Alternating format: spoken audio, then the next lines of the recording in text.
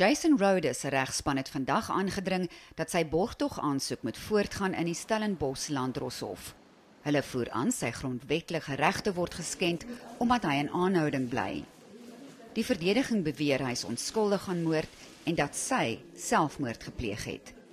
Maar die staat betwis hulle weergawe.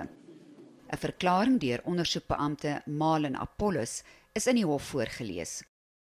Hierin sê hy dit blyk uit die lijkskouing dat Susan Rhodes verwrig en toe versmoor is. Volgens die verslag is die kneusplekke aan haar nek eers na haar dood aangebring. Dit beteken die haartangkoord wat om haar nek gevind is eers na haar dood daar geplaas.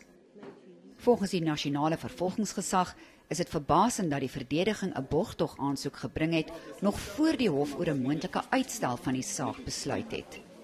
At some point, it did confuse a lot of people because when we did make the application for 7 days, they opposed and then they came up with the affidavits, and the information in the affidavit is usually the information that gets used when one applies for bail. So that confusion is understandable and we had to re-emphasize this morning that no, we are not at the bail application stage. Die saak word Dinsdag hervat.